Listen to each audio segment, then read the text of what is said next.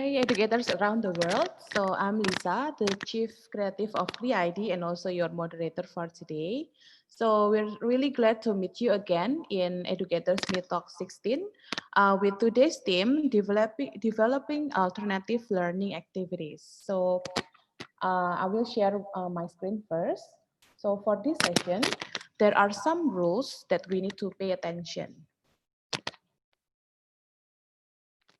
Okay, so first we will set all participants' audio setting to be on mute mode and when the speaker is having his or her session, but you still can ask questions by typing your questions in the chat room. So please use this format. So I will next the slide first. Okay. Next slide, please. Okay, so I will repeat once more for our rules for our educators meet talk. The first one, we will set all the participants' audio setting to be on mute mode when the speaker is having his or her session, but you can still ask questions by dropping your questions in the chat room. So you can type your questions, but please use the following format. So hi, and then name of speaker, and then I'm, so please type your name, from, and then which country are you coming from. And then the next part is your question.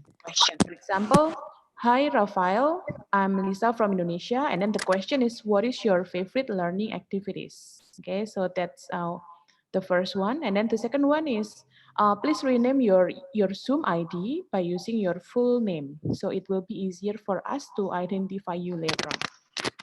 So that's the two main rules for our session today. And before we start, let me go back to my previous slide. So let me briefly share about Kriya ID. Okay, so Kriya ID is a center for developing creativity and innovation of the youth through collaborative activities that inspire, create, and dedicate their creation to the society. So Kriya ID implements their working cycle, which is inspiring, creating, and dedicating in some design learning experiences for the students. Uh, and then now, to support the development of alternative learning activities, CreaID just released a program named Creative Innovation Award Indonesia or KIA Indonesia. Next slide, please. Okay, so maybe some of you also might have seen the video overview earlier because before we started our session. So yeah, the Creative Innovation Award or KIA Indonesia is designed as a learning platform for kids and youth through experiences of creativity and innovation. in the form of online competition and collaboration. So we have three activities here. We have Inventor Wannabe, and then Innovation Challenge, and also Innovation Award. So you can contact our email at aha@kria.id for further information. You can also check our social media for more detail about these events. Okay. Next, for our Educators Meetup, 16th edition. So it's supported by Asian Foundation, Kria Academia, Ruang by Kria ID, Semente Maker Brazil, Universitas Sanata Dharma Yogyakarta, and SL2. So SL2, which is our partner that is based in Medan, also runs Educators Meetup in Medan area and uses Bahasa Indonesia as the delivery language, while Kria ID we run Educators Meetalk, which is conducted in English. So the one that you're joining right now. So before we start our session, we'd like to have Antonius Malembarus as the CEO of Kria ID to share about Kria ID and also the dreams of Educators Meetalk. So Antonius, the time is yours.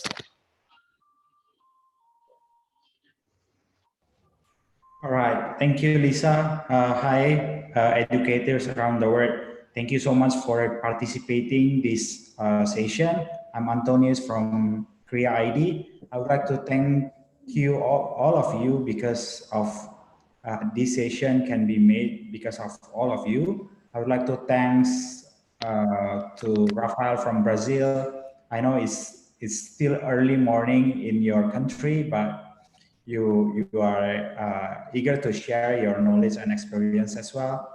And also Miss Mishuri from Philippines and also Miss Wahyu from Indonesia. So Educators Meetup Dreams is actually to gather educators around the world. We want to make this as a platform, global platform for educators to be a speaker. In other side also to be a participant. So we can share any knowledge or any experience on education practices. So we hope that we can make this as a good networking. So I hope you guys enjoy all of this event. Thank you so much.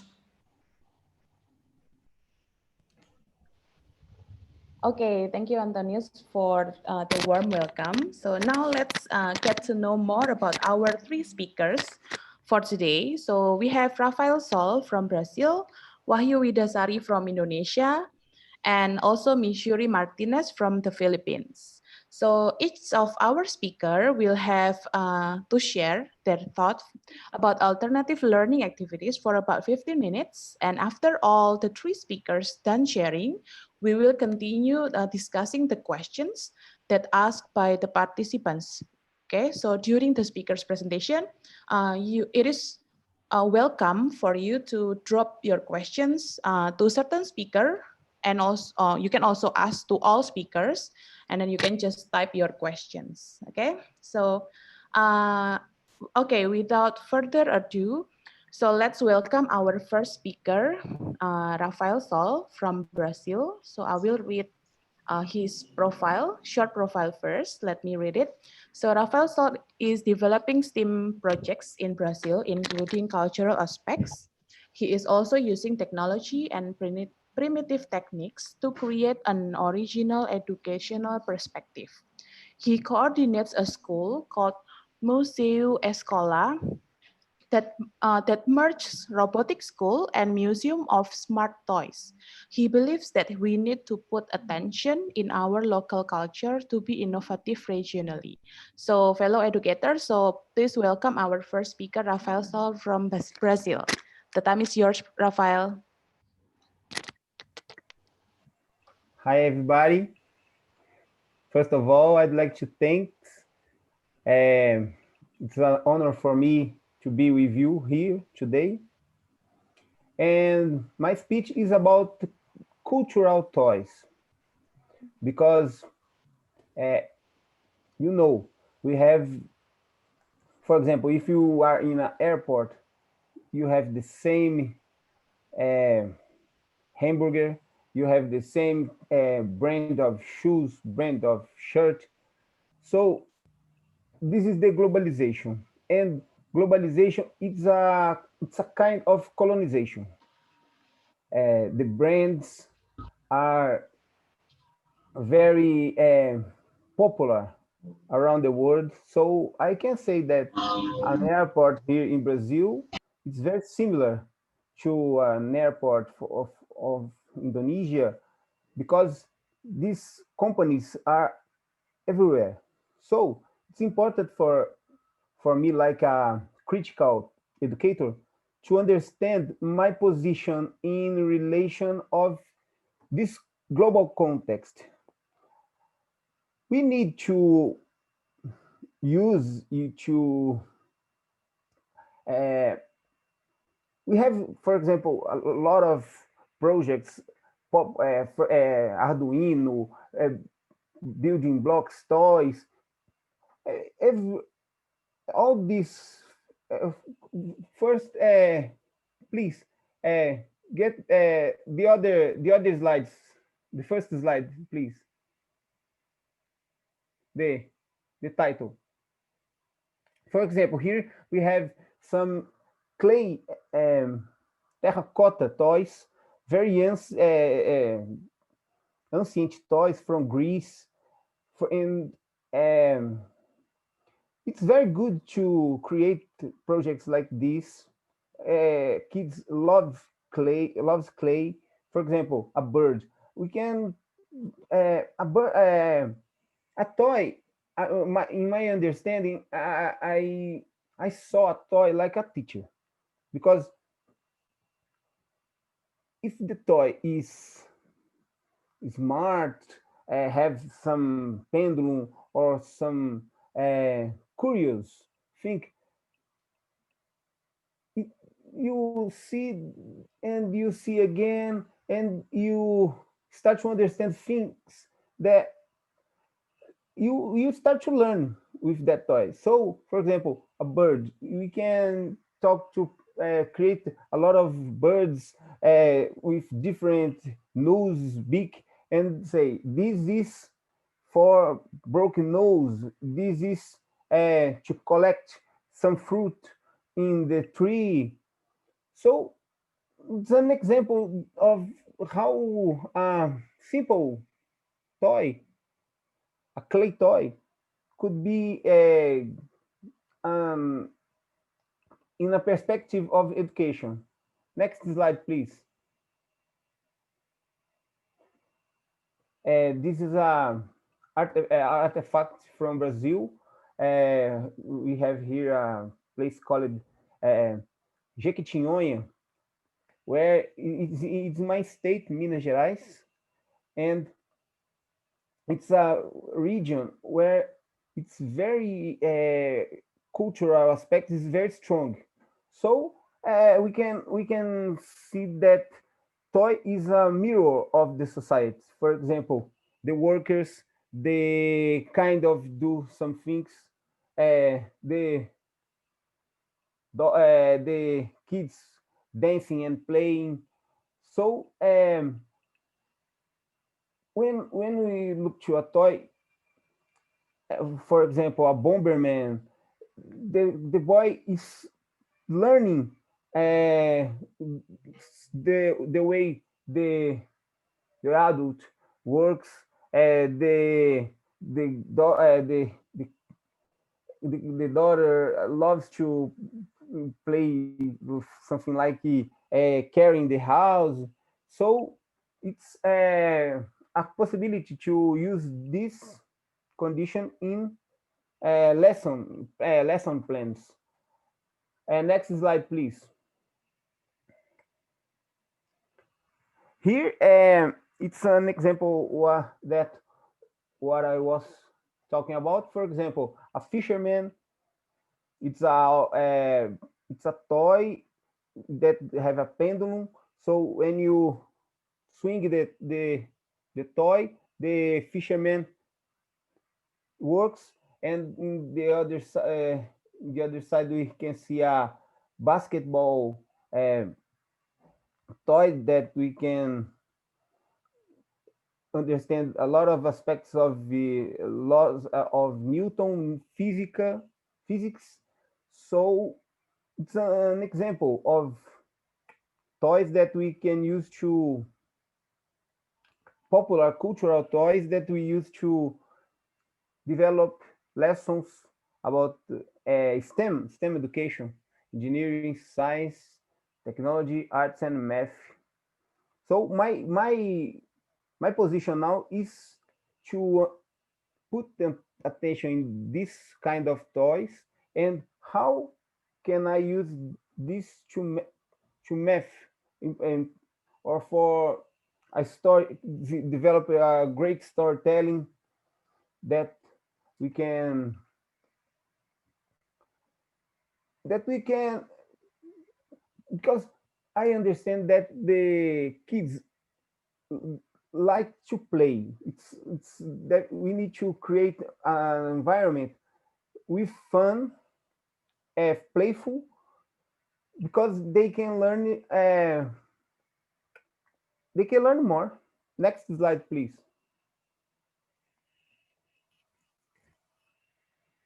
Here, for example, is a handcraft craftsman from the northwest of Brazil. Uh, Here we have, for example, if as you can see in the artifact, it's how can I say workers, and we can see gears and all of the things that we use see, for example, in a robotic project. But this is an ancient work using terracotta to create projects. This is um, this traditional handcraft here in Brazil, and I saw and I think, well, this is the STEAM project. So this is our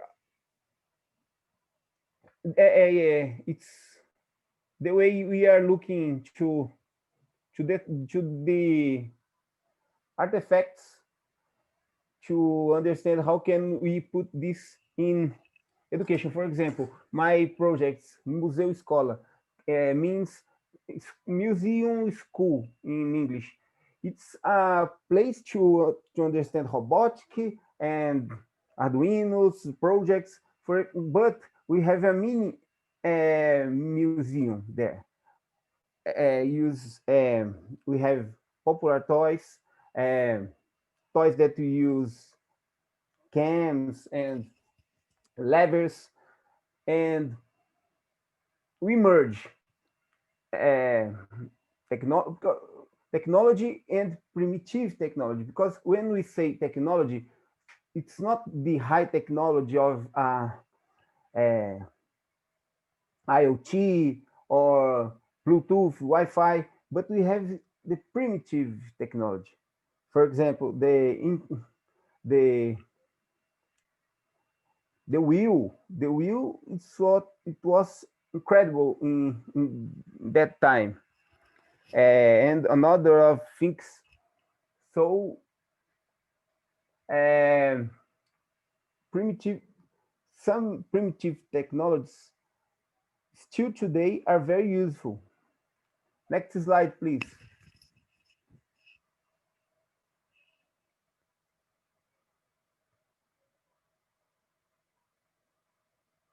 Next slide, please.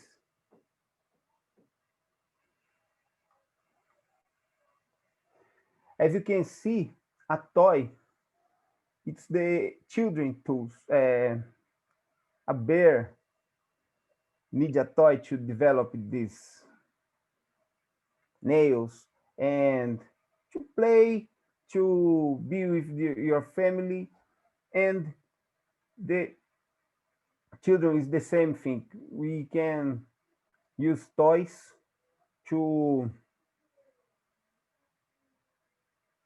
as a learning object. Next slide, please.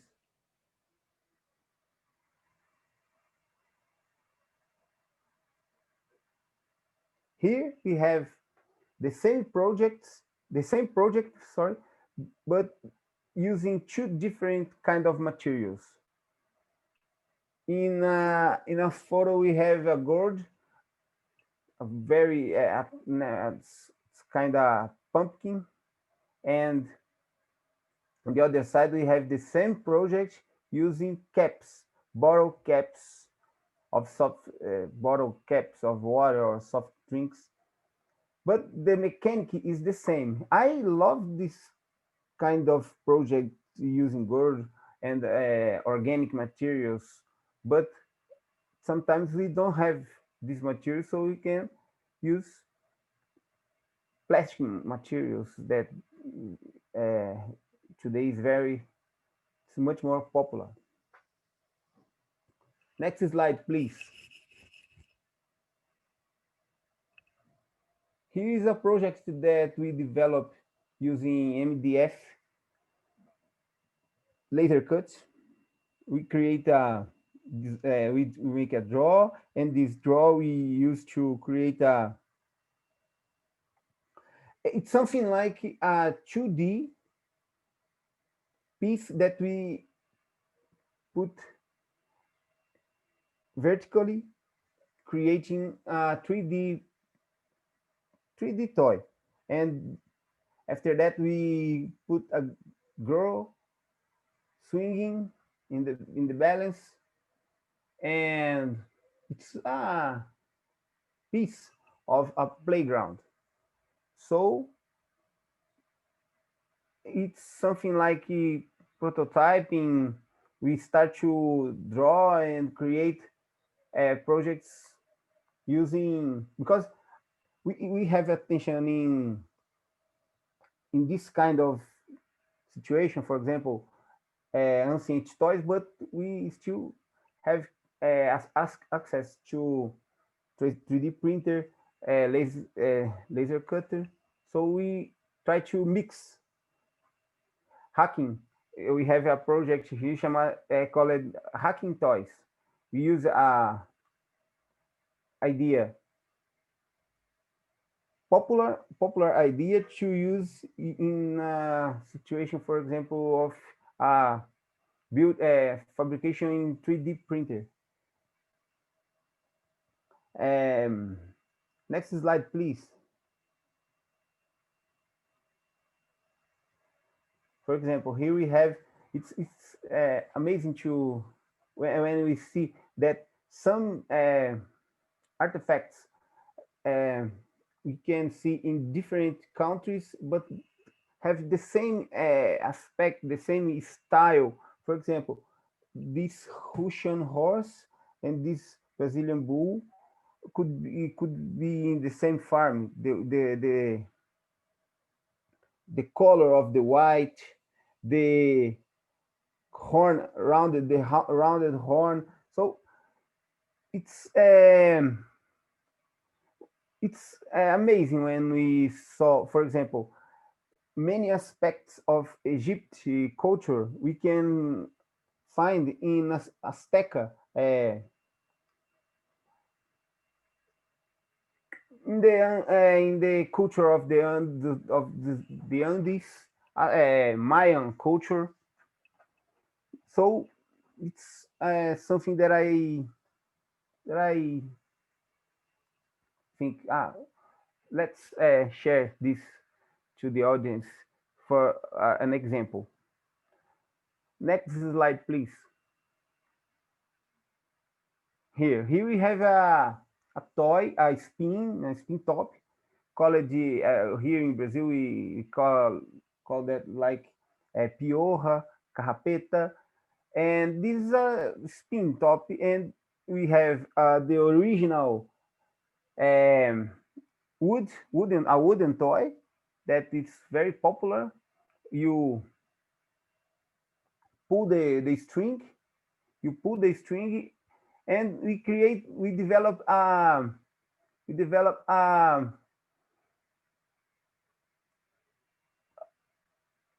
new version using 3D printer, because it's incredible that it's today is easier to create using 3D printer than this using wood, because don't have wood uh, spaces to work with wood as in the past, like in the past. Next slide, please. So we are trying to play to remix some some artifacts. For example, this is artwork from Vitalino, a very famous artist here in Brazil. Bull, ox is very important here. The culture of this animal, and we remix and create something like in Tinkercad. One of our students developed this project, and because uh, when we start to talk, for example, in 3D printer, for example, we a lot of kids start to thinking in Pokemon, Pikachu, Marvel. Eh, It's normal because it's in the streaming. But I try to put this their attention to aspects, cultural aspects of our country. For example, Indonesia, we have a very traditional culture of shadow theater, wayang golek. We have shadow theater in Java Island. We have the masks, very popular of tradition of masks in Bali Island, and many other aspects in your region that it's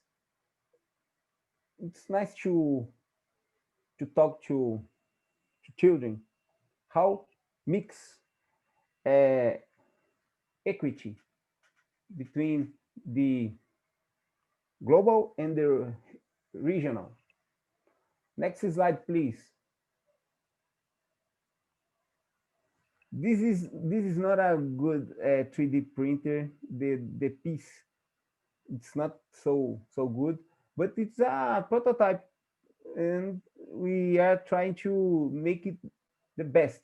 But in this is a artifact from Jequitinhonha in the north of Minas Gerais, here my state in Brazil, and it's a kind of ox with three rounded legs, and it's a fantastic object, very popular. There's a lot of symbolical aspects in this idea, and we create a variation using 3D printer. So I'm inspired when I try to create something. I'm not inspired in North American example or in a Japan example, but I'm trying to put my inspiration in something local here in my Saci. They are talking if there is Saci. Saci is the most famous myth of Brazilian culture. But no, it's not a Saci. Saci, it's a black boy. Only one leg and the smoke, and it's a mysterious uh, character in our folklore. But when it's a problem here, it's a problem in Fedra. It's a problem here in Brazil, for example, this situation of Saci, because in the past, Saci was um, very popular in a situation of they are making a research to understand the origin of Saci. And these projects pass for all regions of our country and make Saci became very popular. So it's only happened with Saci. In this case, many people don't know who is Saci and start to know who is Saci. So the popularity is came bigger. So Saci, it's a example of something here in Brazil that it's very uh, predominant. It's very massive in relation of folklore and regional culture, because this this kind of situation that happened. Next slide, please. Here's another example. It's a party, festive event when we have this kind of snake with legs and a big mouth, and we develop a different project, but with the same idea. And because why Pokemon is so popular? Because they are funny, cute, and for example, the folklore here in Brazil, we need to do this. Create, uh, for example, here I have Mapinguari. Take a look. Mapinguari, it's a very popular myth character of our culture, and uh, here I try to create a project to be very similar to the things the kids like, to be very popular and enjoyable. Next slide, please. Here, Macpinguari, that I was presenting to you, it's an example of a character. It's a terrific uh, character. Uh, he chased and killed in the forest. It's Amazonian. Um, it's a legendary Amazonian personality, and this is the project there in the photo to kids enjoy the folklore, because we need to do this.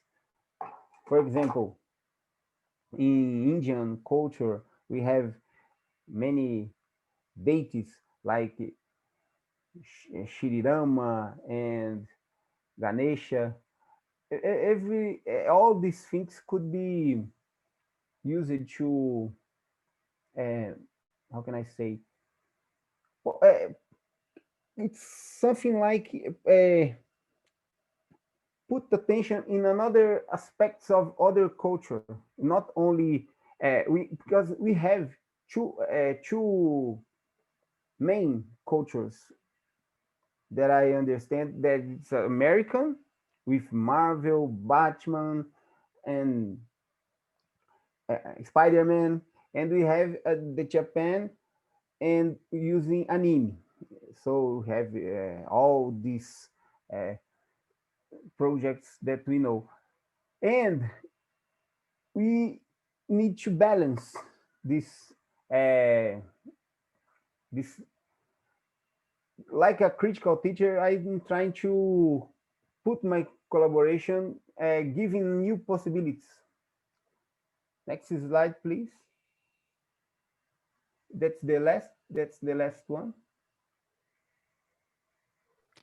Yes, Rafael. So that's the last slide. Okay. Thank you very So much. okay, thank you, Rafael, for the sharing. So it's really nice to see a lot of cultural toys. So maybe later on we can ask you more questions about how to also create some toys from our own local culture. Okay, so we will discuss later during the Q&A. So next we will have our second speaker, which is from Indonesia. So we have Wahyu Widasari. So I will share my screen first to share Wahyu Widasari's profile. Okay.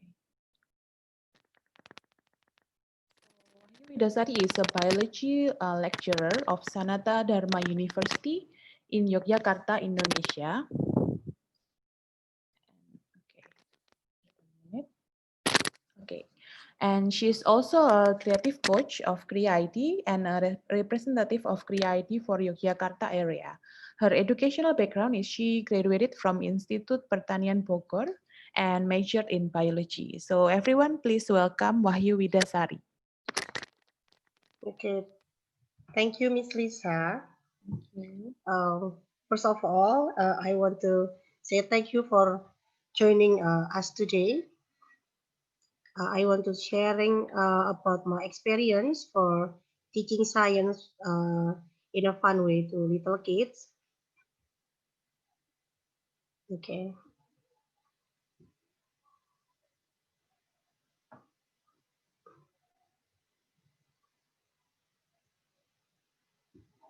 okay.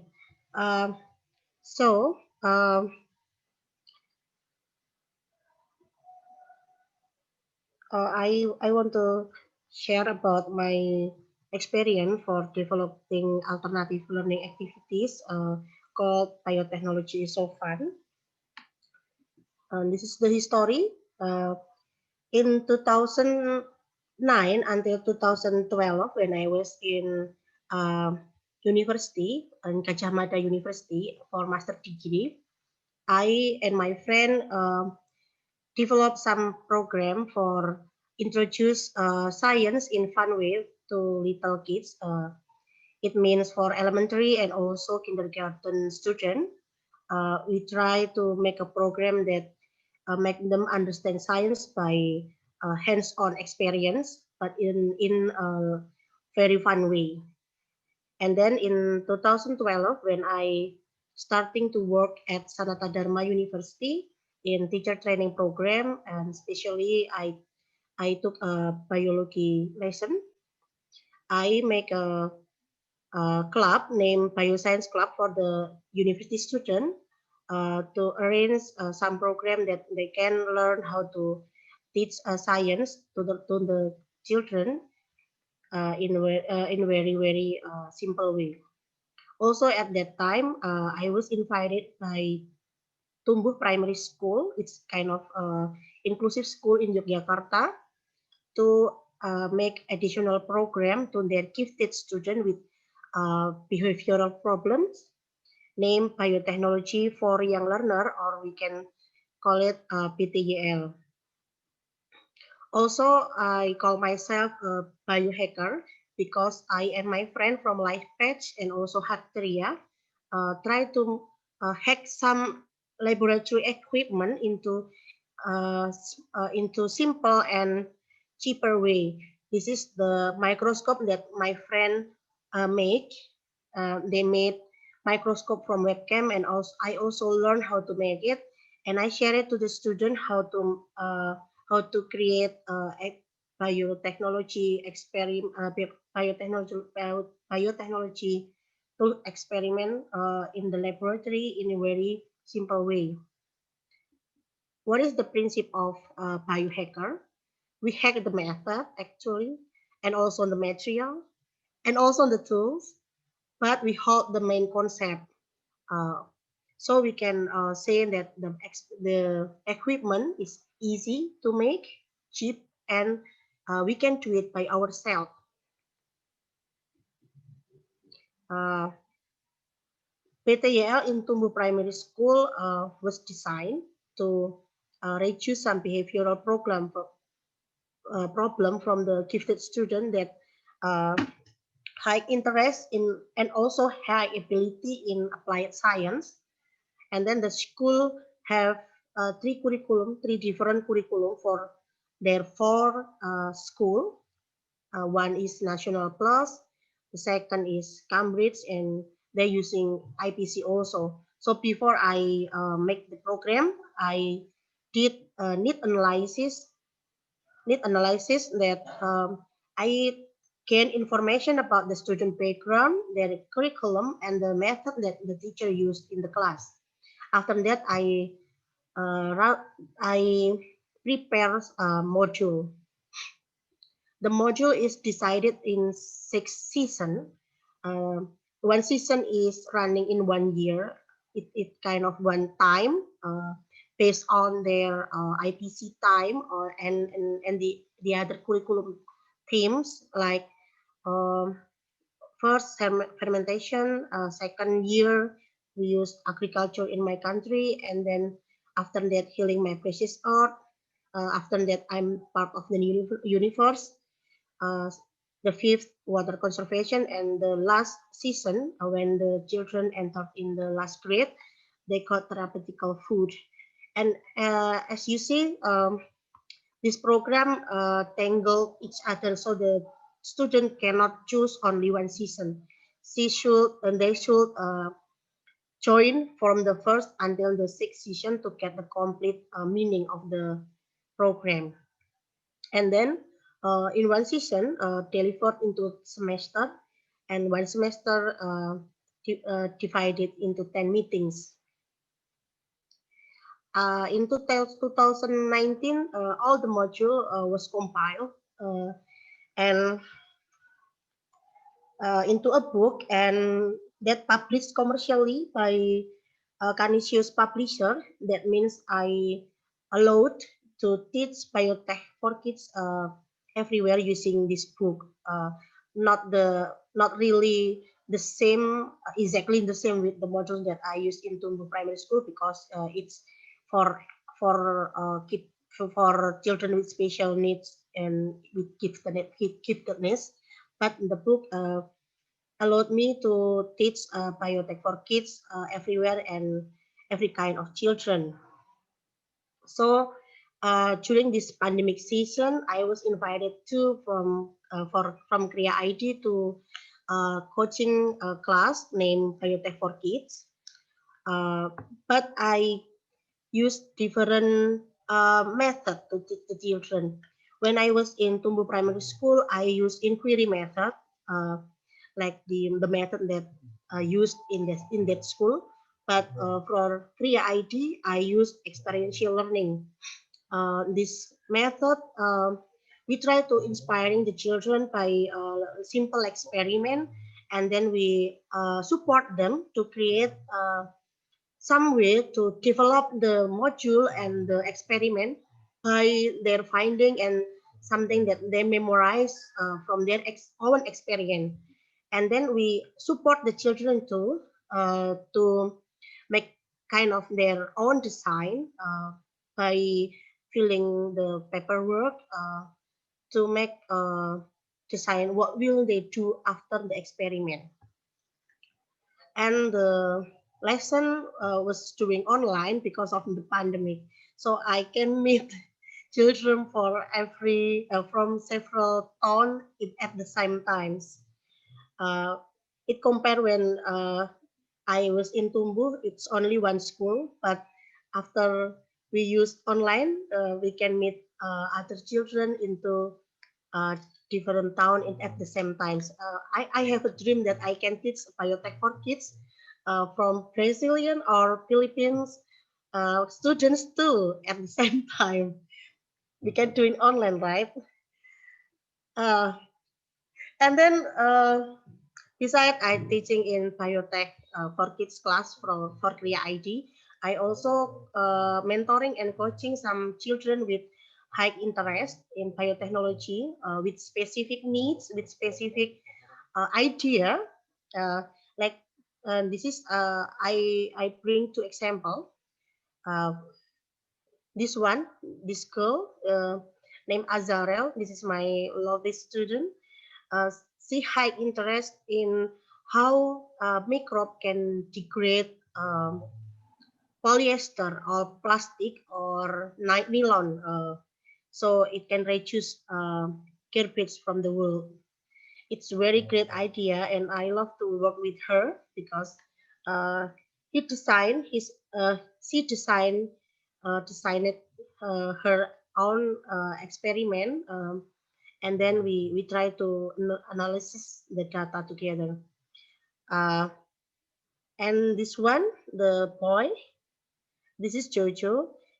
He tried to make a plastic from biofilm that we can harvest from kombucha. Uh, he haven't find the best way to make it into plastic yet, but we enjoyed the beverage. And again, I use different method in here. Uh, either using experiential learning, I try to make to using problem based learning to accompany these two kids. I want to share some best practice that I have during the mentoring and coaching them. In Tumbuh Primary School, I still mentoring them, still be a consultant in that program.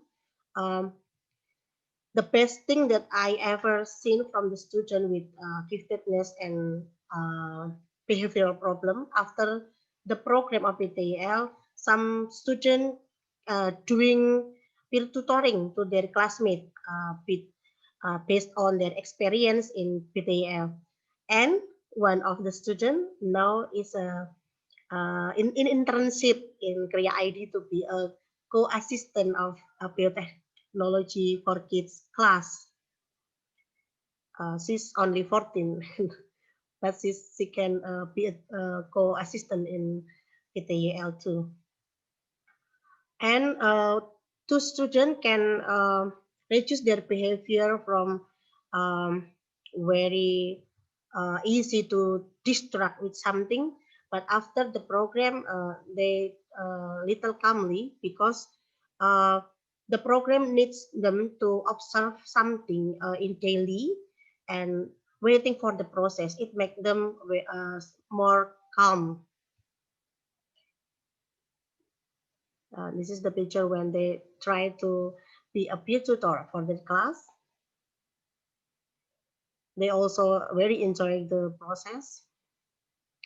And for the holiday biotech for kids, I saw that the children are motivated and encouraged to present their finding more clearly.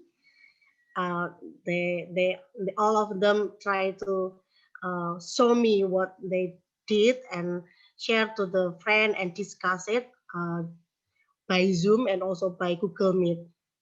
Also, they explore some experiment, and this is the important thing. They develop some idea after that. Nah, from Azarel, she's very great. She's trying to submit her paper uh, into Biomic Symposium. It's kind of biotechnologist, an international biotechnologist symposium, and she got rejected. But she's not upset yet. Uh, After the paper rejected, she tried to present the paper in kids conference, national kids conference, and she did it very great. And then now Jojo and Azare also still in process uh, to continue their research to uh, to join another event. So my conclusion is biotechnology for young learner or biotech for kids or biotechnology is so fun. I think it's a good way as a alternative learning to children to develop their 21st century ability like observing, analyzing, critical thinking, and this is the important thing. they can ideating idea from their hands-on experience if we support them with the good and best method like inquiry or experiential learning or project-based learning. Thank you, and this is what I can share today. I welcome for any suggestion, comment, and also question from all of you. Uh, okay, Miss Lisa, maybe the time is yours now. Okay, thank you, Wahyu. So, um, I forgot to mention that Wahyu is also an author for a book. So she already shown the book to us. So it's biotechnology is so fun. So later on, you can also ask her some activities that you can do with your kids at home by using any materials and any tools that you can find around you. Okay. So thank you so much, Wahyu. And next, we will, coming up, it's our third speaker today. We have Miss Shuri Martinez from the Philippines. So I will again share my slide. I will read a short profile of Miss Shuri. Yep.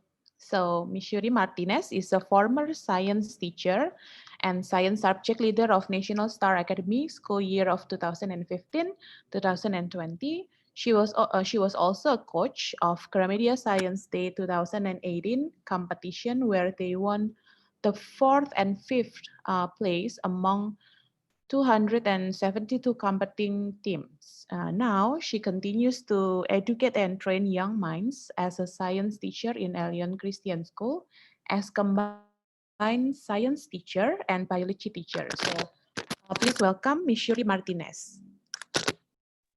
Okay, hi everyone. Good afternoon. Thank you, Miss Lisa, for that introduction.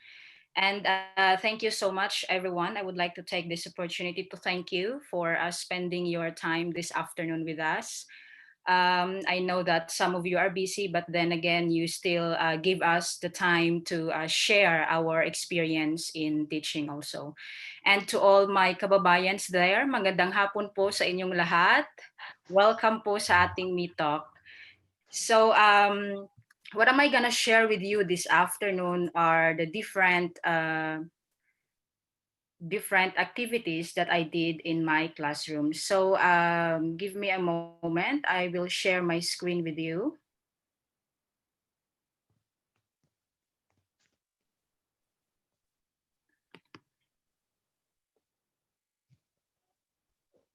Okay. Can you see my screen? Yes, it's clear, Miss. Can you see my slide, Miss? Yes, it's Okay. So, everyone, I know that some of you are already well experienced. Probably your experience in teaching are already wide or are longer than my experience. But please allow me this afternoon to share with you also the different kinds of alternative learning or alternative learning approach in a student-centered classroom.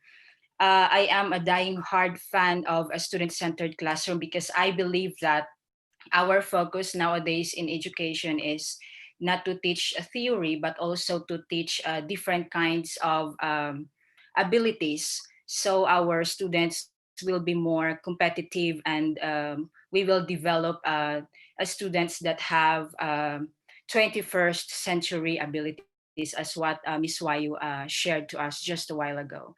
So without further ado, let me share to you about my activity.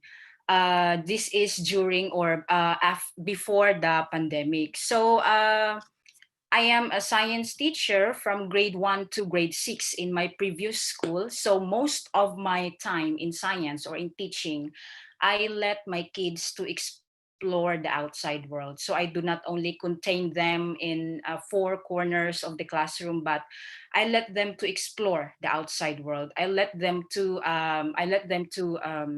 discover different kinds of possibilities in learning. So in that way, I can also teach them to be more independent, wherein I will not spoon feed them only with the information, but I will allow them to be more creative and to be more resourceful on how to and be responsible on the learning process. So let me allow you for this one.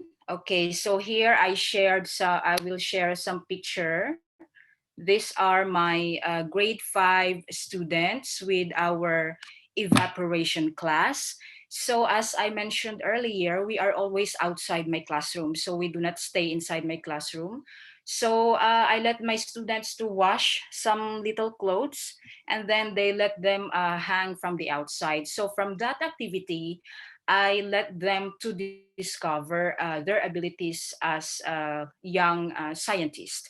So I teach them to be more to formulate hypotheses. I teach them how to discover answers. I let them to make conclusions. So in that way, you are training the young minds to be more engaged in the learning process. So this picture are actually our activities. So as you can see, they are bringing their notebook while they are doing their activities, because at the same time, they have a series of questions that they are going to answer while they're performing the activities. That is for them or for you to test if they are really following the methods of your activity. So these are my grade 5. So as you can see, they are really busy hanging the clothes. They're really busy testing or touching the clothes, because we want to know which of the clothes will dry faster. Is it the clothes, or is it the piece of clothes that are under the sun, or under the shady area, or under the cool place, or under the windy place? So I wanted to bring them outside, because I want them to discover that learning is not only inside the classroom, that there is also a wide range of possibilities for them to learn. So I will go to my next slide. Okay, for this one, I have here another activities. This is all about still about evaporation.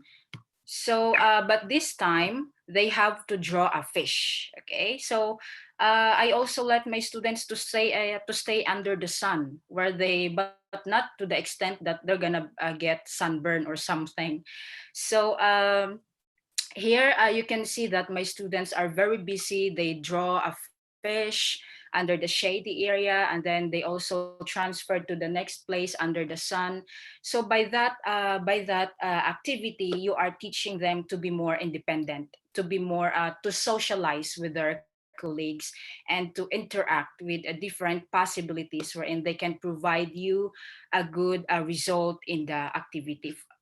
So next, let me go to my next slide. Okay, for this one, this is a project-based activity. Okay, so these are my grade 2 students.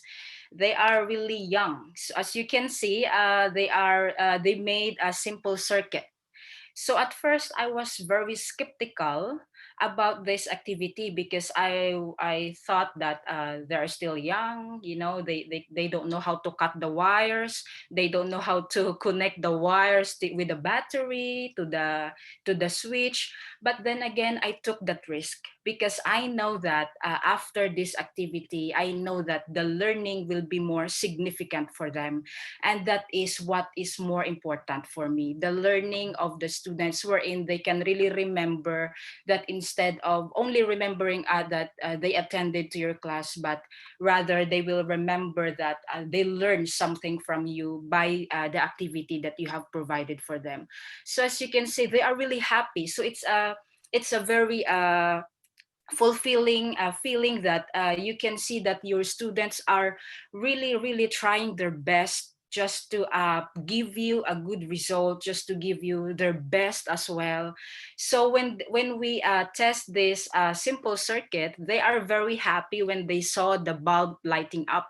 So but then again, I am so thankful that I took that risk, because if not, then I don't know what would be the, I don't know, maybe probably I would feel guilty if I didn't took that risk for them. So in this activity, I learned and I observed who among my students are independent, who among of my in my students need more assistance, who among them can collaborate, can socialize and can interact well with their with their friends. So I also observed, or I noticed that some of my students that are actually very passive, that you cannot really expect something from them during the class or during the discussion, during the sharing of the theory. They are really into this kind of activity. They told me that, Miss, I really like it. I like to connect wire, something like that. I like to construct like this. So uh, for me, I also felt happy that time that I took that risk for them to perform this activity. So by designing or by formulating different kinds of activities, it will also help you as a teacher or as a future teacher, which of your students, or you can categorize your students that, oh, these students are more active if our activities like this. Oh, these students are more active if the lesson is like this. So it's like you are dealing a diversity type of learner, but then as a teacher, you know how to deal them. You know how to formulate, or you know how to design an activity wherein you can cater different styles of learning. So you can cater the students that are good in theory, that are good in manipulating things, that are good in kinesthetic. So that's why activity inside the classroom is very important for us teachers, and for you later on future teachers. So on my next slide, okay, so these are my grade 3 students. So we are learning about friction. So as you can see, at their young minds, I am already training them to be more responsible, to be independent in learning, because at the end of the day, we are not always there. Well, we're not always there for them to support. Even their parents are not there later on when they grow up. They're not even there to support them. So for me as a teacher, I always think or see to it that in my classroom, I need to develop a learner or a learners that are more independent, that are responsible, and can deal the world in a mature way, or in a well mannered. Okay, so for this, as you can see, they have to measure, or I give them two options, or two surfaces. The other surface is rough, and the other one is smooth. So they have to figure it out which of the surface will the car move faster or move slower.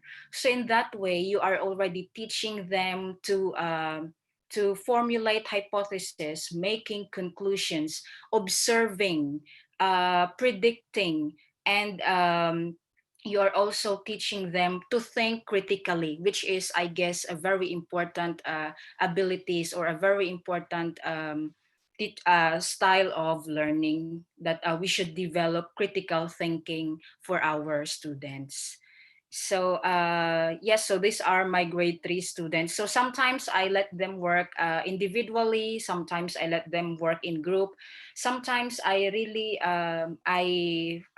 let them to work most of the time individually, because there is a chance sometimes that if you let them to work in group, they don't work at all, but then they just wait for some answers of their friend, and I don't like that. So sometimes I let them, or most of the time, I let them work by themselves, so that they have the chance to really exert an effort, to really work for themselves. Because I always remind them that I am only here to guide you. I am only here as your audience. I am only here just to clarify things, but I will not be the one who's responsible of the learning process, or I will not be the one who's responsible of your score later on, of your academic of your academic score. So I always tell them that you have to do your best. You have to exert effort on every activities that I'm giving to you, because I will only compute your score. So these are my grade 3 students. So next for this one, okay, so these are my scrapbook making. So as again, I let them outside. I let them explore. I let them find the materials, use all the resources that we have in the environment in order for me to provide a significant or a quality of learning experiences wherein they won't be able to forget about it. So instead of drawing, instead of cutting materials, instead of using newspapers like that, bringing your crayons, I am not a fan of that. I like my students to go outside, go explore, find every possibilities, use every materials that you have in the environment. So here they are really busy picking up the leaves. So these are the product. Okay, so we made a scrapbook. So these are their product, and it's really nice. I just provide the materials that they need, but and then the rest they will do it by themselves. So in that they are really engaging. So if you develop different kinds of activities inside your classroom, you are also making your students to learn better, to uh, to uh, to make your classroom more fun and engaging for them. And next for this one, okay, here my grade 1 students. Okay, so as you know, I am teaching from grade 1 to grade 6, so it's quite difficult for me to design different kinds of activities, fun activities for them that will cater also according to their level. So like say for example, my approach as well. So I have to design different kinds of activities for my grade 1, for my grade 2, for my grade 3 until grade 6. So the level of complexity of my activity is also uh, different. So at first, it's quite difficult for me, or it's quite challenging for me, because it's really it take or it needs a lot of work and a lot of effort. But as days, as years, as months goes by, I already adapt and being able to perform these activities. So for my grade 1, I don't always talk to them, because we all know that grade 1 students are very their attention span are very short. So I only give instructions, 5 to 10 minutes. That is only the talking time for me. So I use that to give them the clear instructions in order for them to understand you. I use the 10 minutes or 15 minutes to give them the target, or give them your goal, or give them your expected result from them. So I let them share. I let them work with pairs. So sometimes, since they are in grade 1, sometimes they still choose, I don't want to be with this one, I don't want to be with this one. So by formulating or by designing different kinds of activities, you are also teaching your students to accept differences. Not only they should not only go with the friends that that they like, but also you are giving them a chance to accept others, and accept differences around them, and to respect others as well. So these are my grade 1. So I let them work with their partners. So this is about sound. So one of the partner will give the sounds, and one of the partner will guess what kind of sounds they are hearing from their partner. So and these are my grade 2. This one is role playing. Okay, so different folks, as they said, different folks, different strokes. So for my grade one, they have role playing. I explore also different activities, not only role playing, not only scrapbook making, not only project, but I have to use variety or wide range of alternative learning activities in order for me to give them an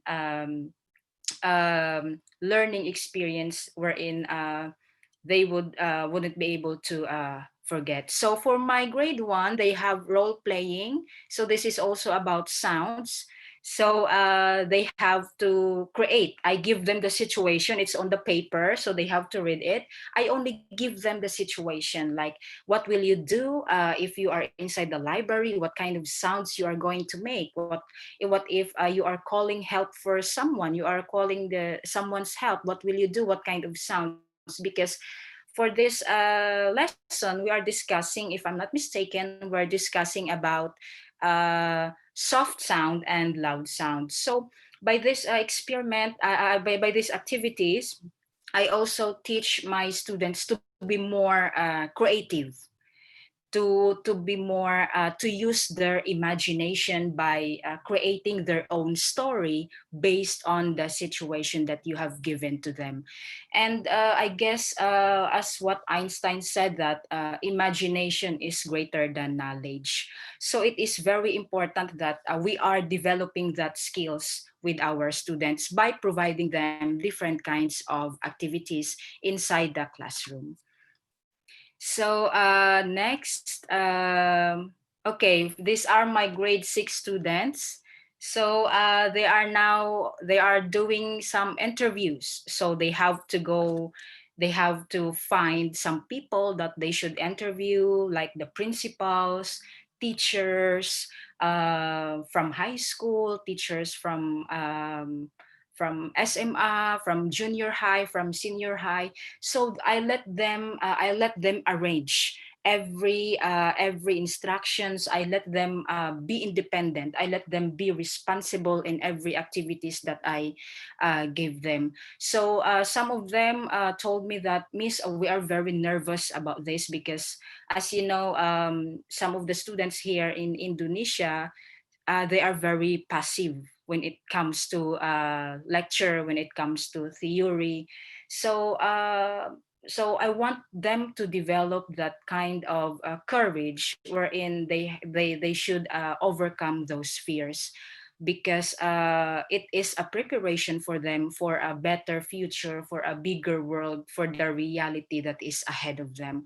So I want them to overcome that, because at the end of the day, they have to face a challenge that is bigger than this one, that is bigger than the interview alone. So there you go, the interview, and then after that we review the interview, and then we they give comment, they give assessment also to the interview that they have made. So by that one, you let them also assess their own works. So next, for this one, okay, for my activity, this is our lesson about air resistance. So sometimes my activities are quite risky, and I have to ask some help of my colleague, of other teachers, to assess me, to facilitate my learning. For this one, we learn, or we discuss about air resistance. So they have to use egg, but the other one is with parachute. So they have to infer, they have to make a hypothesis, they have to make a question, they have to formulate conclusions. So they have to observe. So you are using different kinds of scientific skills, which is, I guess, important in learning, or in the class, inside the classroom. So these are my grade six students. So it's very fun. It is really fulfilling that at the end of the day, or at the end of the lesson, you can see that your students do not only enjoy your activity, but they also learn about your lesson. So, okay, for this one, I will show you some video about our activity inside the classroom. I would like to apologize to all of you. Please excuse the English or the grammar of my students. I hope you know that English is not their first language, and they keep on improving that every day, and they are really trying their best to be good in English. So this is one of our activity inside the classroom, and our topic is about food chain. So I don't want them to learn only in the book, but I want them to create also, to be more creative, to use their imagination all the time, and then they will apply that inside the classroom. So most of my students here are actually passive. During your discussion, they just look at you. It's like they are physically present, but they are mentally absent. So, but then, if you allow them to imagine, if you allow them to do this activity, role playing, you can really tell that they are very active. They are really they are really into the activity, and they themselves also enjoy and laugh at themselves, which is um, uh, I feel I found funny sometimes. Okay, so this is them doing some role playing about food chain. So let us watch. One day, in a pond, a turtle was looking for food. I'm looking for food. After a long time, finally the turtle found a water lettuce. A water lettuce. You look delicious. And the turtle ate the water lettuce and get energy from it. When the turtle was walking around, the turtle was eaten by the pond scatter. I need looking for food because I'm so hungry. Oh, look at that's a turtle. I want here.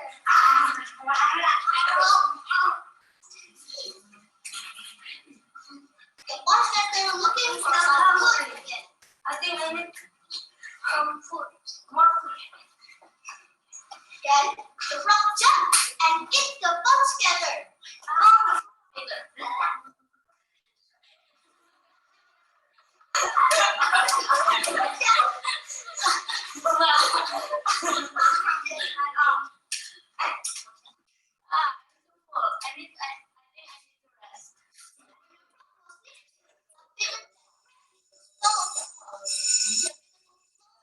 Slowly and slowly.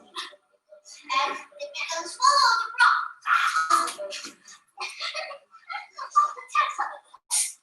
Go food chain and with the pigeon.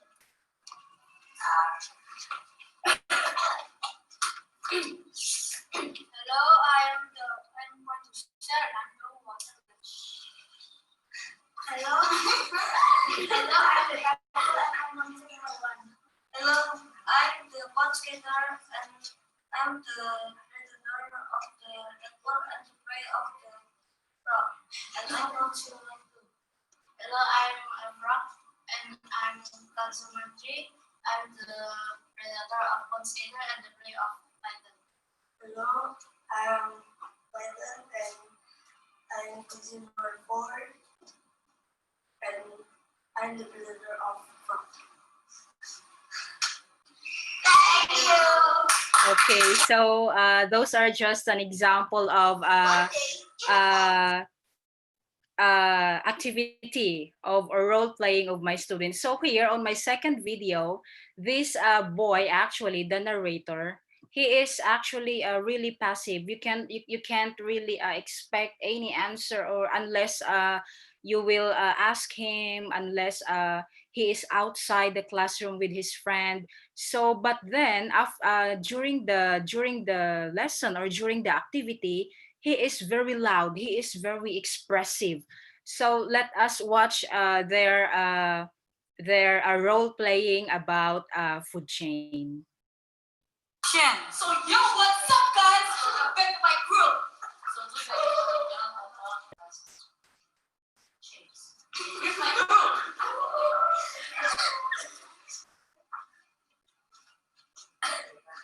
Before we start, hello, my name is Mala.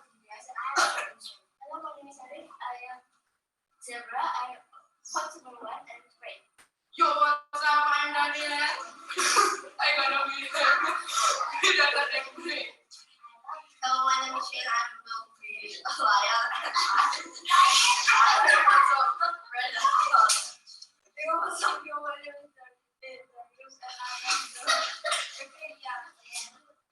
So let's start. What's on the top? The zebra. The grass. And then the zebra is full. Zebra is covered. But suddenly, I got the zebra. And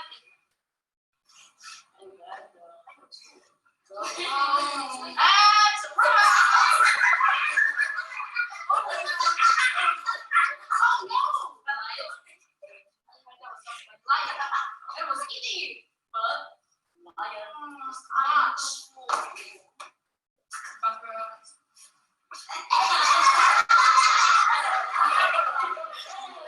Do you know what I done? Let me go. Because the bacteria. Is it correct?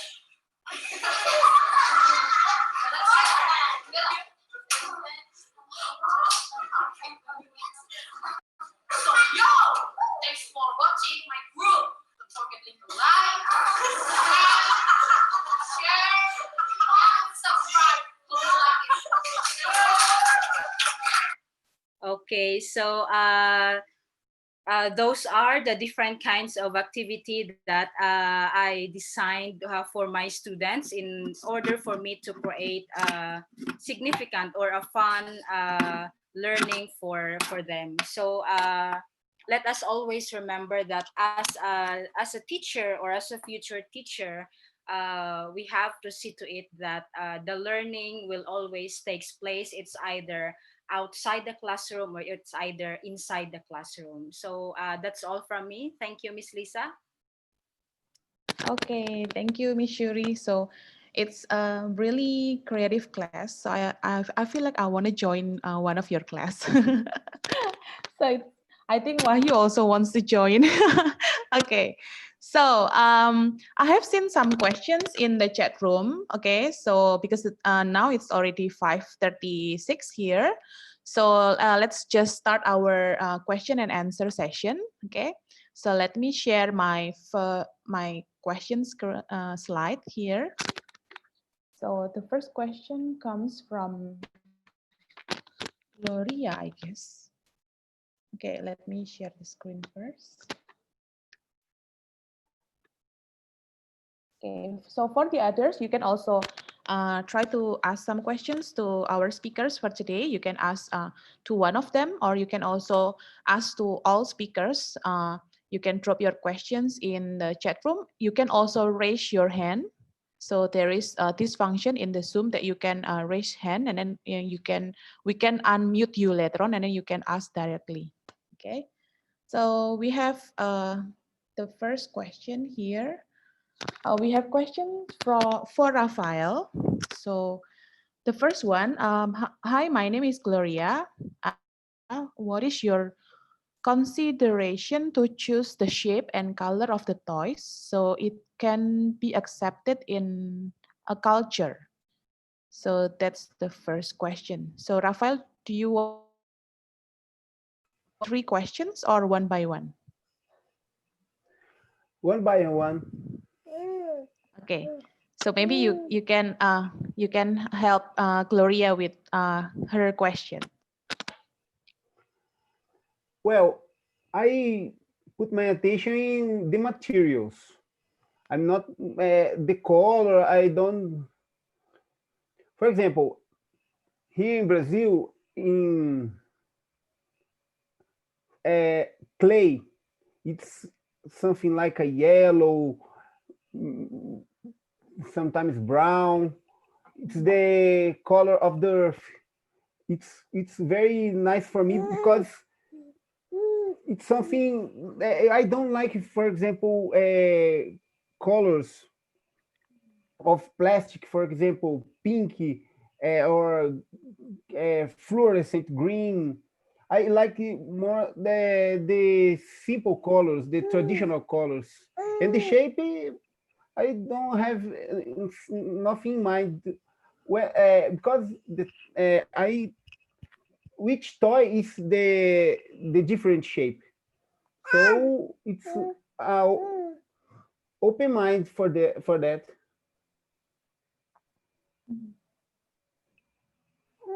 Okay, so hopefully that answers the question from Gloria. So next we have another question for you, Rafael. So it's from Antonius from Indonesia. How do you deliver the cultural toys to your student? And how is STEM applied on the learning process? Well, I delivered the cultural toy basically in the situation of the storytelling, because there is something that they don't see on TV or YouTube. So if you have the story to tell, it's awesome. So the question of STEM, it's in the art, because we need to include the today we have the STEM, including A of arts. So it's science, technology, engineering, arts, and And math. art. The art aspect, and we try to use the simple materials of the our routine of the. For example, we use like the workshop that we realized it together. Create automatas, for example, using cardboard. Clay is a very cheap material to create projects, and when you see the ancient toys, all of them was created by or stone or clay. So it's a very good material to use, and we can mix these materials with, for example, we can make a base to LED using clay. So we can use robotic and traditional materials together. There is a baby. We have a baby boy here. I think he wants to share his opinion as well. Okay, Yes. so thank you, Rafael. Next, the third question is still for you. So we have Ansima from India. So the concept of creating a toy or a blueprint of science project using clay is a great idea. So please advise as a science teacher, how can we introduce using clay for students so that they can be more creative and they could mold their imagination on clay. So maybe you can suggest some activity using clay. Okay. Clay is a sandbox. It's something that you can go anywhere. For example, you can create a doll. We can create a. For example, one of my first projects to using clay is create a little snake that you create a in circles, like a spiral, and start to create a bow using little snakes creating a bow. And after that, you use your finger to make the surface become smooth. Smooth the surface using your finger, and you have a simple bow using little snakes. It's a idea to using bow. It's a something that they use in your house to put your things. That's the idea. And for example, create a mini. For example, to uh, primary schools, we can create a little farm, creating chickens, creating ox, bulls, cows, and the farmer, and create a mini environment using bamboos. It's a good idea too. Okay, so thank you for your what is it advice for Ansima. Okay, so next we still have some questions that already dropped in the chat room. So again, let's see the slide. So we already answered all of this. And then next questions, we have two questions for Wahyu. So the first one is from Gloria from Indonesia. It's very interesting to hear that there are children that have submitted the paper after the project. So how can you manage the motivation of the children so they will sustain with the project? Okay, thank you for the question, Gloria. I hope my answer can answer you. How can I manage and motivate the children? Firstly, I usually hear their voice and their unspeakable voice. For example, when sometimes my student do not submit their project in the right time, I think maybe something wrong, and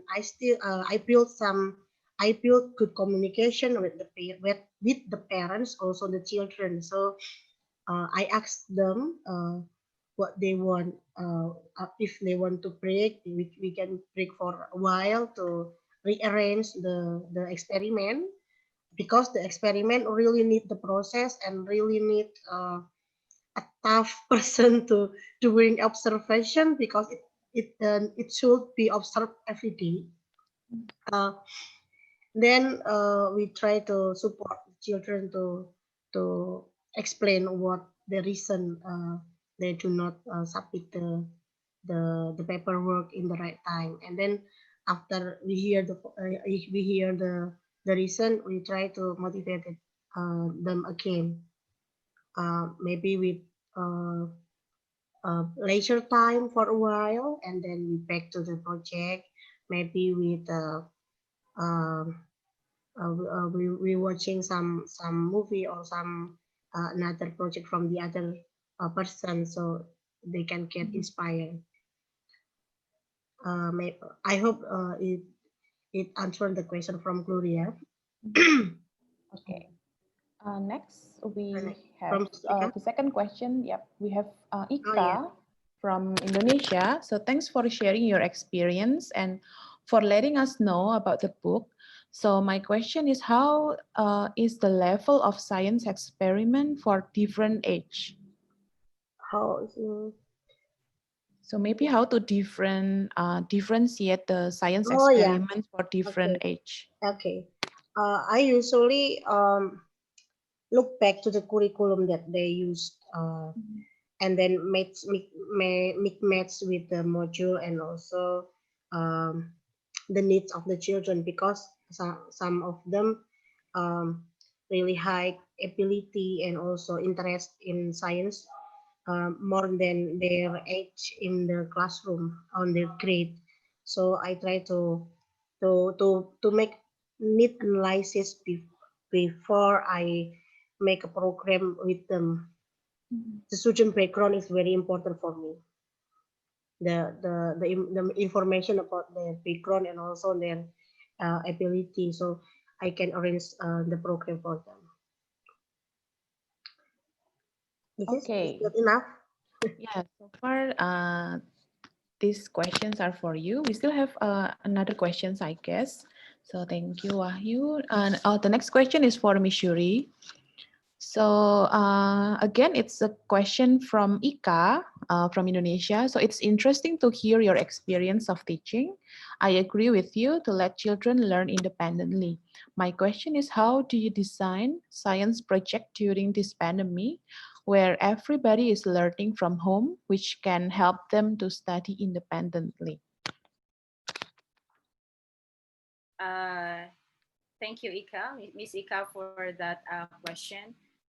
For now, since I am now teaching grade 8 and grade 7, and actually we have our first project in grade 8, wherein they have to show me they have to show me the flow of the or different parts of a circulatory system using the beads, using different colors of beads.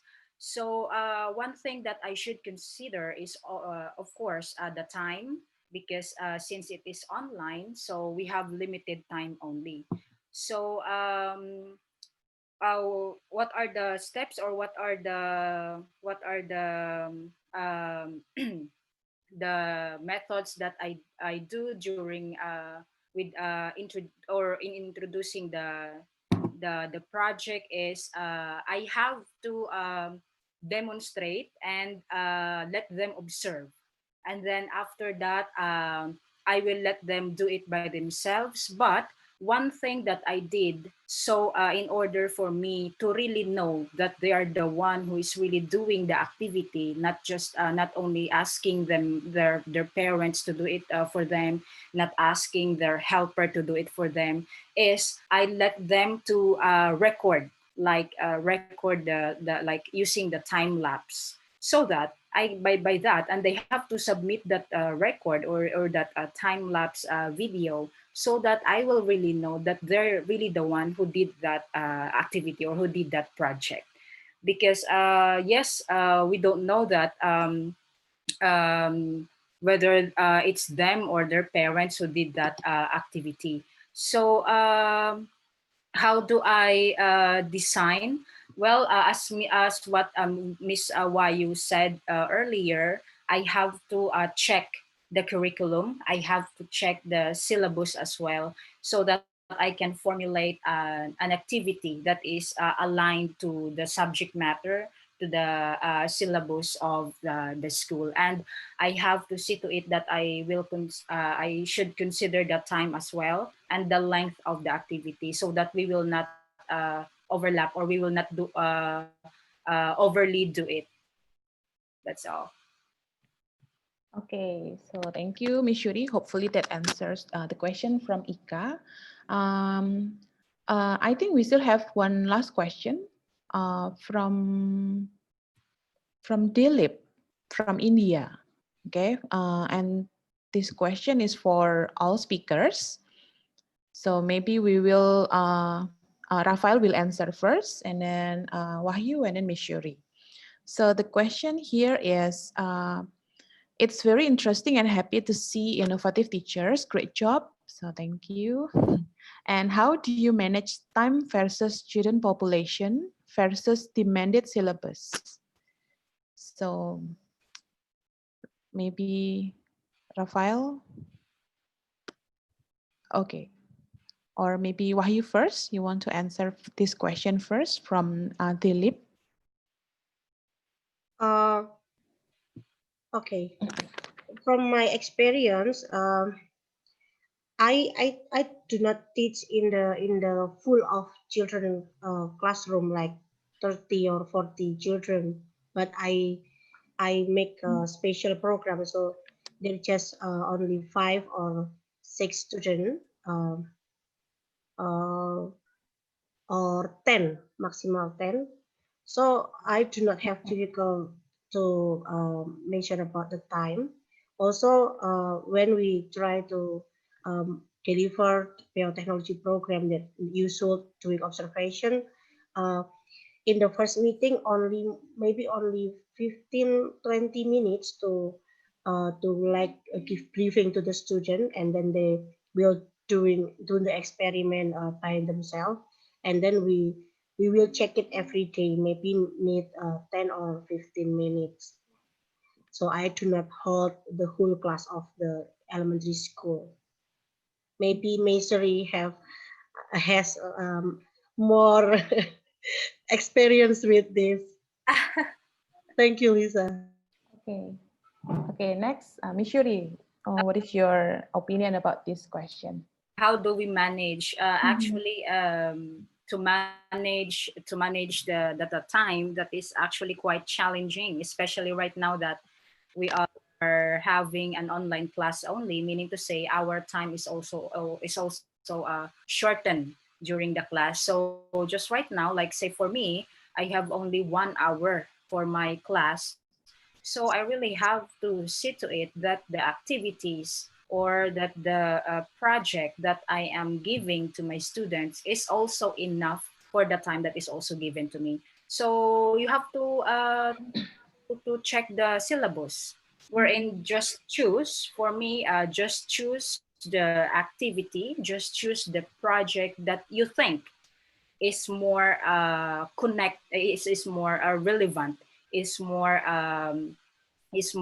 significant, and is really connected to the subject matter or to the topic that you are really teaching. So in that way, you are not you will not be confused, you will not be stressed with in designing your activity or in designing or in giving project to your students. And of course, if you are giving a project as teachers, I guess that is our responsibility also to see to it that you already compute or you already measure the time, how long this project, how long this experiment will take, or how many times should I take to perform this experiment. So you have to, before you give that project, before you give that activity, make sure that you already computed the time, make sure that you already have the timetable,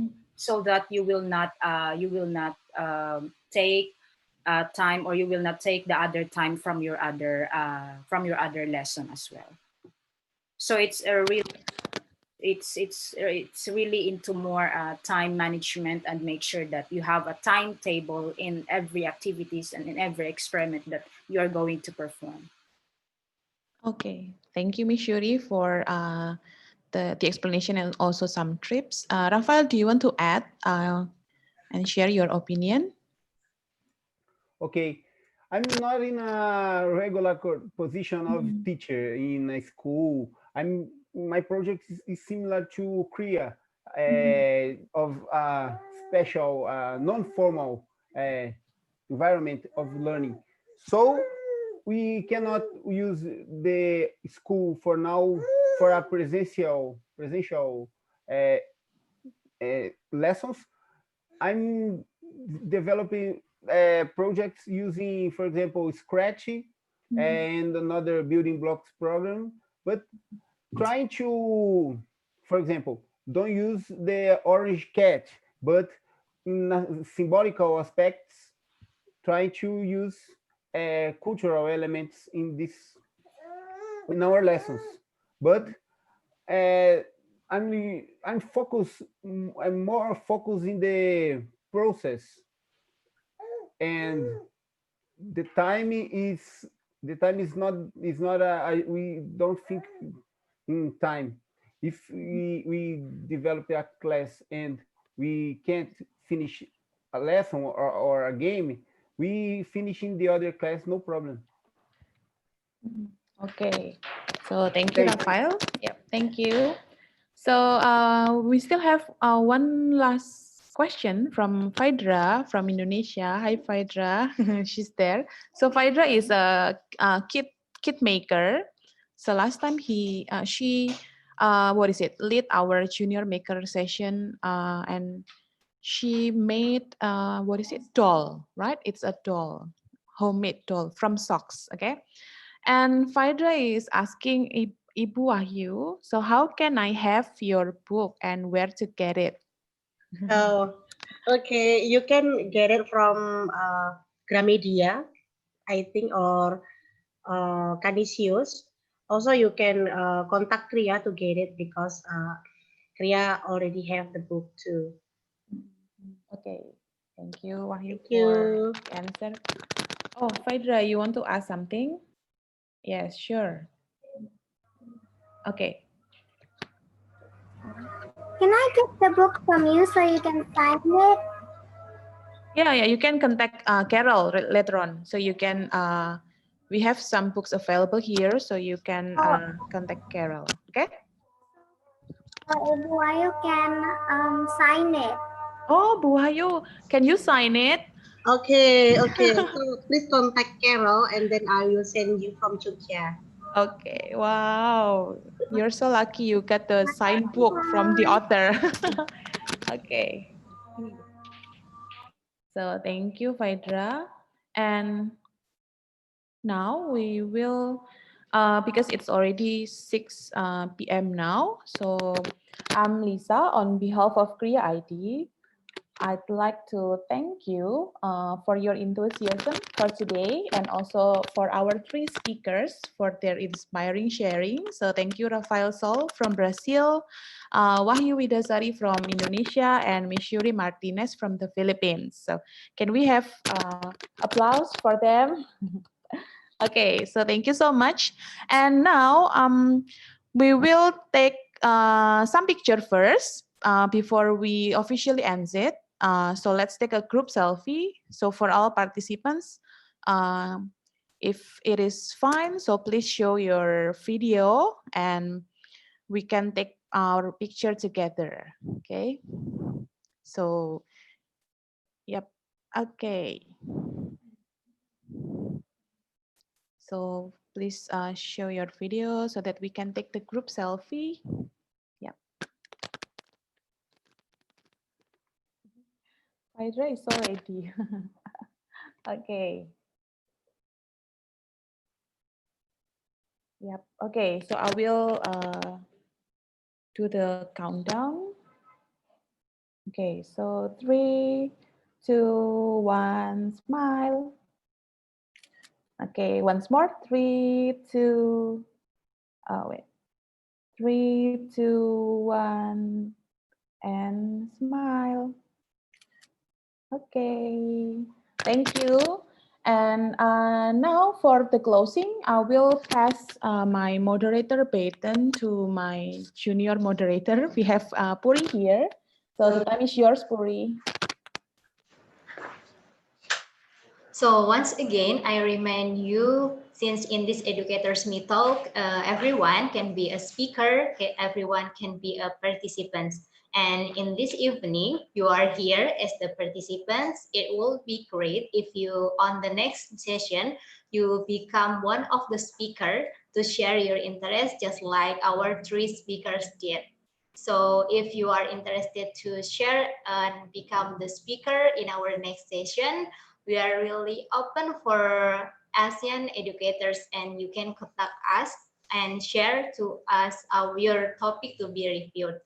Reach us through our Instagram with our IG ID at kriya_ID, or email us at aha@kriya.id.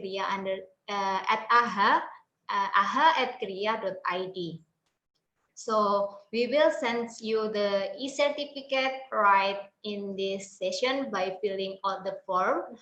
So I already typed the feedback form link in this chat room. So we will give you 3 minutes to fill out the feedback form, and 3 minutes start from now. Everyone can start to fill out the feedback form by clicking the link.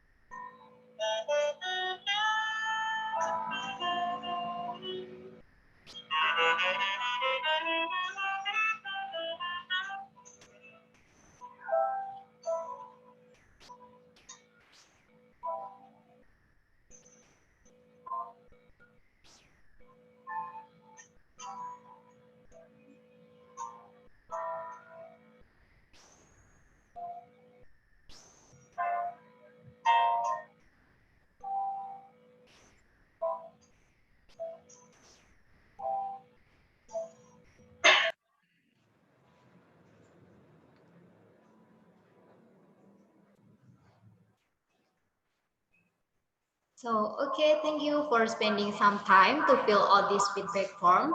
Your feedback will help us evaluate the effectiveness of this session and allow us to make improvement. Since this Educators Meet Talk, we will share the materials on Facebook private group Educators Meet Talk. So please make sure you follow our Facebook private group Educators Meet Talk. And thank you. We are glad to meet you again in our next online session. See you and let's collaborate. Bye, everyone. Thank you. And God bless everyone.